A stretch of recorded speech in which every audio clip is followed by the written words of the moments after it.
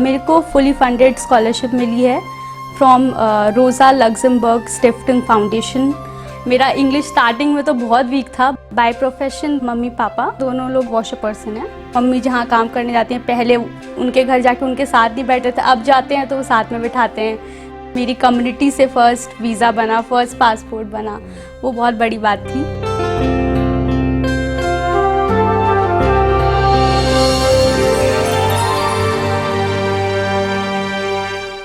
नमस्कार दोस्तों, मैं हूं असीम अरुण और आपका स्वागत है प्रेरणा के इस वीडियो में। इस वीडियो और इस वीडियो सीरीज़ का ख्याल आया यूं कि हम लोग अपने जीवन में ऐसे बहुत से लोगों से मिलते हैं जो हमको प्रेरणा देते हैं। ऐसे लोगों से भी मिलते हैं कि जिनके जीवन में चुनौतियां रहीं, कठिनाइयां रहीं और उसके बावजूद उन्होंने ऐसे मुकाम हासिल किए, ऐसी सफलताएं प्राप्त की जो हम सब के लिए निश्चित रूप से एक प्रेरणा बनती है। तो इसलिए ये प्रेरणा वीडियो की एक सीरीज़ है और इस सीरीज़ की हम लोग आज इस वीडियो से शुरुआत कर रहे हैं। और आज की प्रेरणा है, हमारे साथ में है निधि कनौजिया। निधि, आपका बहुत स्वागत है इस वीडियो में। निधि ने अभी दिल्ली यूनिवर्सिटी मिरांडा हाउस से अपना BA political science and international relations PSIR में पूरा किया है। बहुत खुशी की बात है कि आपका एडमिशन हुआ है जर्मनी में एक यूनिवर्सिटी में। यहाँ पे आप मॉडर्न इंडियन स्टडीज़ में पढ़ाई करेंगी। 2 साल का ये कोर्स है। ये आज की इनकी सफलता है और मुझे पूरा विश्वास है आगे सफलता की सीढ़ियाँ और इनको चढ़नी है। ये अभी शुरुआत है, ये छोटी शुरुआत है और निश्चित रूप से ये बहुत आगे बढ़ेगी। तो निधि, आपका बहुत बहुत स्वागत है। सीधे मैं चाहूँगा कि आप हम लोग को बताएं कि आप जर्मनी क्यों जा रही हैं, क्या पढ़ने जा रही हैं। Thank you, sir, first of all, for welcoming me here, and I feel very privileged and happy to be part of this wonderful Prerna series. तो नमस्कार सभी को। मैं निधि कनौजिया। ऐसे सर ने जैसे इंट्रोडक्शन तो दे ही दिया इतना अच्छा, तो अब मैं सीधा स्टार्ट करूँगी कि मैं अभी 26 को ही सितंबर में जर्मनी जा रही हूँ अपनी मास्टर्स की पढ़ाई करने के लिए। मास्टर्स मेरा होगा मॉडर्न इंडियन स्टडीज़ में, जो कि एक प्रोग्राम है, थोड़ा सा इंटरडिसिप्लिनरी टाइप का कोर्स है उसका। उसमें आप इंडियन पॉलिटिक्स, इंडियन कल्चर, फिर Indian issue based like caste, religion को डील करते हुए आप रिसर्च और स्टडी करोगे उस प्रोग्राम में। जर्मनी जाने का मतलब काफ़ी खर्चा होगा, और कैसे आप इसको हैंडल करेंगी? क्या आपको स्कॉलरशिप मिली है कोई? हाँ जी सर, तो मेरे को फुली फंडेड स्कॉलरशिप मिली है फ्रॉम रोज़ा लग्जमबर्ग स्टिफ्टिंग फाउंडेशन। उन्होंने ये स्कॉलरशिप इसी साल शुरू करी थी, जिसमें वो इंडिया से एक बच्चा मास्टर्स के लिए फुली फंडेड सपोर्ट करने वाले थे जर्मनी में पढ़ाई करने के लिए, और एक PhD के लिए। मैंने मास्टर्स के लिए अप्लाई किया था और फिर मेरा सिलेक्शन हो गया उसमें। तो अभी जो मैं जर्मनी में पढ़ाई करने जा रही हूँ वो पूरी फुली फंडेड एंड सपोर्टेड है। बहुत बहुत बधाई आपको। जो आपकी स्कॉलरशिप है और यूनिवर्सिटी कोर्स है, इसको हम लोग वीडियो के डिस्क्रिप्शन में लिख दे रहे हैं, जिससे कि और भी साथी इसका फ़ायदा उठा पाएँ। मैं थोड़ा सा बैकग्राउंड में चलना चाहूँगा कि जैसा मैंने आपके बारे में पढ़ा कि आपकी पढ़ाई लखनऊ में हुई, आपकी स्कूलिंग नर्सरी से लेकर के 12वीं तक लखनऊ में हुई है। तो किस किस स्कूल में हुई और कैसा अनुभव रहा, प्लीज़ बताएं हम लोग को। बिल्कुल सर, मेरा नर्सरी से कक्षा 4 तक प्रेरणा गर्ल्स स्कूल में पढ़ाई हुई, जो डॉक्टर उर्वशी साहनी द्वारा चलता है ये स्कूल। ये अंडर प्रिविलेज लड़कियों के लिए सेंटर्ड स्कूल है, जहाँ पर बहुत ही सब्सिडाइज्ड प्राइस में या बहुत ही सब्सिडाइज्ड फीस में, बहुत कम फीस में बहुत ही अच्छी क्वालिटी एजुकेशन दी जाती है। वहाँ पर मेरा जिस तरीके से परफॉर्मेंस रहा, एकेडमिक रहा, जिस तरीके से मेरे एक्स्ट्रा करिकुलर रहे और चीज़ों में जैसे मैं परफॉर्म करती थी, उन सबको बहुत ही सराहा गया। उसी को पहचानते हुए, उसी टैलेंट को या जो भी आप कह लीजिए उसको पहचाना। फिर उर्वशी आंटी ने, हाँ, we call our teachers aunty there, so उन्होंने हमें फिर स्कॉलरशिप दी।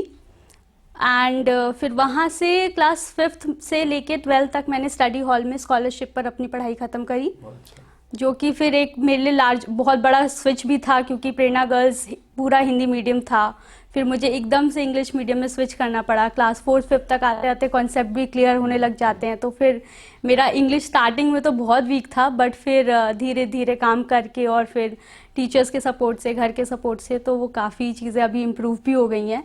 तो वहाँ से मैंने वहाँ तक पढ़ाई करी। फिर 12th में मेरे को थोड़ी सी टेंशन होने लग गई कि अब मेरे को हायर एजुकेशन के लिए जाना है, फिर अब घर को बोलना पड़ेगा, and I also belong to under privilege background. तो फिर मैंने स्कॉलरशिप्स खोजनी शुरू करी, गूगल वगैरह किया। फिर मुझे एक स्कॉलरशिप मिली, वहानी स्कॉलरशिप करके। तो ये एक ऑर्गेनाइजेशन है जो सभी बच्चों को इंडिया से 25 से 30 बच्चे सेलेक्ट करते हैं हर साल, और उनका पूरा अंडर ग्रेजुएशन का कॉस्ट, और उसके साथ बेस्ट पार्ट है कि वो मेंटोरशिप प्रोग्राम्स वगैरह रन करते हैं, तो that also helps for the personality development. Nidhi, हम लोग अब कुछ जानना चाहेंगे आपके फैमिली के बारे में, पर्सनल लाइफ के बारे में, तुम्हारे क्या इंटरेस्ट हैं? तो सर मेरी फैमिली में छः लोग हैं, 6 फैमिली मेम्बर्स हैं। मम्मी पापा, और बाय प्रोफेशन दोनों लोग वॉशर पर्सन हैं। हमारी शॉप है प्रेस करने की, यहीं पे गोमती नगर में ही। और मेरी 2 बड़ी बहनें हैं, दोनों की शादी हो गई है। एक दीदी दिल्ली में रह रही हैं, और एक दीदी currently she is working in Prerna only. And then मेरे एक बड़े भाई हैं जो कि अभी अपना बिजनेस उन्होंने सेटअप करना स्टार्ट किया। ये भी जानना चाहता हूँ, हमारे जो आपके जैसे स्टूडेंट्स इस वीडियो को देख रहे हैं, जानना चाहेंगे कि स्कॉलरशिप मिलने के चांसेस कब होते हैं विदेश में? मतलब कितने मार्क्स होने चाहिए, कैसा बैकग्राउंड होना चाहिए? जो मैं समझता हूँ नॉर्मली विदेश की खासकर स्कॉलरशिप जो है वो मेरिट कम नीड बेस्ड होती हैं, यानी आपने परफॉर्म भी कैसा किया, आपकी आवश्यकता है कि नहीं, दोनों को शायद देखते हैं। तो ये कैसे, इसका कुछ डिटेल बताएंगे कैसे वर्क करता है? हाँ सर, तो जब भी आप विदेश जाने की स्कॉलरशिप्स ढूंढते हैं, तो जैसे सर ने बताया कि आपको कितनी उसकी आवश्यकता है और आपकी क्या मेरिट है। मेरिट यहाँ पे नापने की सिर्फ आपके मार्क्स नहीं होते, उसमें और भी क्राइटेरियाज होती हैं सर। जैसे कि आपने लीडरशिप में क्या क्या रोल्स परफॉर्म किए हैं, आपने कहाँ कहाँ इंटर्नशिप किया है, आपको वर्क एक्सपीरियंस बेसिक मतलब एज अ स्टूडेंट कितना है, फिर आप पढ़ाई के अलावा क्या क्या करते हो, इसमें आपने कैसा परफॉर्म कर रखा है, आपका एक्स्ट्रा करिकुलर, को करिकुलर। जैसे मेरा थोड़ा रिसर्च इंटरेस्ट भी रहा है स्टार्टिंग से, तो मैंने तो कॉलेज लेवल पे अपना रिसर्च पेपर्स वगैरह भी टीम के साथ, मतलब अभी इंडिविजुअल मैंने नहीं लिखा है, बट टीम के साथ हमने पब्लिश करवाया है, हमने कॉम्पिटिशन्स में पार्टिसिपेट किया है। We also won national level award for that. So वो सब चीज़ें काउंट इन होती हैं, मतलब अपार्ट फ्रॉम कि आपके मार्क्स तो हैं, मार्क्स तो आपको लाने हैं, अच्छे मेरिट रहनी है मार्क्स वाइज, बट आपको अपनी ओवरऑल पर्सनालिटी पे काम करना है। आपको अपने इंटर्नशिप्स, फेलोशिप्स, रिसर्च वर्क अगर आपको इंटरेस्ट लगता है, या फिर आपको को करिकुलर या एक्स्ट्रा करिकुलर में कुछ भी इंटरेस्ट है, तो आपको उसकी अचीवमेंट्स भी मतलब दिखानी पड़ती हैं। जो आपने कोर्स बताया निधि, मॉडर्न इंडियन स्टडीज़, थोड़ा सा वाइड स्कोप लगता है, तो इससे एग्जैक्टली क्या आप पढ़ेंगी, सिलेबस क्या होगा इसका वहाँ पे, और कितनी फ्रीडम होगी आपको चूज़ करने के लिए? सर सबसे अच्छा पार्ट है इस कोर्स का कि वहाँ पर इलेक्टिव्स बहुत हैं। मतलब इलेक्टिव मतलब ऑप्शंस, आप पेपर अपने सब्जेक्ट खुद चूज़ कर सकते हैं। उनके पास बहुत सारी लिस्ट हैं पेपर्स की, सब्जेक्ट्स की, जो वहाँ जाके हमें ऑफ़र किया जाएगा। फिर हम अपने इंटरेस्ट के हिसाब से कि हमें क्या टॉपिक्स पसंद हैं, किस टाइप की चीज़ें पढ़ना पसंद है, या आगे हमें किस चीज़ को कैरी फॉरवर्ड करना है, उसके हिसाब से आप चूज़ करेंगे। लेकिन स्टार्टिंग के 1 साल में 2 इलेक्टिव्स दोनों सेमेस्टर में फिक्स्ड हैं, मतलब उनका जो बेसिक कोर्स है। तो बेसिक कोर्स में हम अगेन वही Indian, modern India after independence जितना भी रहा है, कि पॉलिटिक्स कैसी रही है इंडिया की, हिस्ट्री कैसा रहा है, कल्चर कैसा रहा है, यहाँ पे बेस्ड इश्यूज़ क्या बेस्ड है इंडिया के। तो जैसे मेरा काफ़ी इंटरेस्ट रहा है कास्ट बेस्ड इश्यूज़ पढ़ने पर, उस पर वर्क करने पर, और रिलीजन पे भी थोड़ा फोकस किया जाएगा, क्योंकि I think when I come back we really need a thorough understanding, India being the hub of so many religion, so I feel that will help me when I come back here. मैं ये भी जानना चाहूँगा निधि आपसे कि जब आपने Miranda house आप पढ़ने गई हैं, अब जर्मनी पढ़ने जा रही हैं, तो आपके आसपास मित्र, परिवार के लोग हैं, क्या वो आपको कैसे देखते हैं? इसमें कोई परिवर्तन हुआ या नहीं? सर मतलब जो बहुत ही आसपास फैमिली मेम्बर्स, उनका तो ऐसा कुछ नज़रिया में परिवर्तन नहीं हुआ। बस ये है कि अब वो ज़्यादा प्राउड हैं इस बात को लेकर कि मैं जा रही हूँ, और मतलब मेरी कम्युनिटी से फ़र्स्ट वीज़ा बना, फ़र्स्ट पासपोर्ट बना, वो बहुत बड़ी बात थी। बट हाँ, कुछ लोगों के व्यवहार में ज़रूर परिवर्तन आए। मतलब जैसे मेरी एजुकेशन पहली थी और जैसे अब चेंजेस आ रहे हैं। बहुत छोटी छोटी चीज़ें, जैसे मतलब मम्मी जहाँ काम करने जाती हैं, पहले उनके घर जाके उनके साथ नहीं बैठते थे, अब जाते हैं तो वो साथ में बैठाते हैं। तो ये एजुकेशन का आई थिंक इम्पैक्ट होता है। They make you feel at par, that is the impact of education I feel. तो आई थिंक एजुकेशन सभी के लिए बहुत ही ज़रूरी है। और निश्चित रूप से आपके माता पिता के आसपास जो लोग हैं उनके बच्चों के लिए भी आप प्रेरणा स्रोत हैं। उनके माता पिता तुम्हारा उदाहरण देते होंगे कि देखो निधि से सीखो, निधि की मुझे बुलाते हैं घर पे कि बात कर लो हमारे बच्चे से। मोटिवेशन लेक्चर तुम देती हो। इसी से मैं ये जेंडर इश्यूज पे आपसे जानना चाहूँगा कि निधि, आप सफलताओं की सीढ़ियों को लगातार चढ़ रही हैं और जाहिर बात है इसमें सबसे पहली बात है कि आपने मेहनत की। तो जो बच्चे अच्छा नहीं कर पाते हैं, आपको क्या लगता है उनसे क्या गलतियां हो जाती हैं और वो गलतियां ना करें? आपसे भी गलतियां हुई होंगी पर आपने उनको ठीक कर लिया होगा। तो आज की जनरेशन में बच्चे सबसे कॉमनली कौन सी गलतियां करते हैं जो उनको उनके चोजन पाथ से, करियर पाथ से अलग ले जाती हैं? मुझे लगता है कि अपना पीयर प्रेशर बहुत दूर रखना चाहिए। और जो अपना पीयर ग्रुप आप सिलेक्ट करते हो, मेरे लिए वो बहुत यूज़फुल रहा है कि जो आपके फ्रेंड्स बन रहे हैं, आपको बहुत कॉशियस रहना पड़ेगा कि आपके फ्रेंड्स कैसे बन रहे हैं। It's also generally said that you are average of the 5 people you are closest to. So your personality somewhere becomes like that, थोड़ा थोड़ा करके।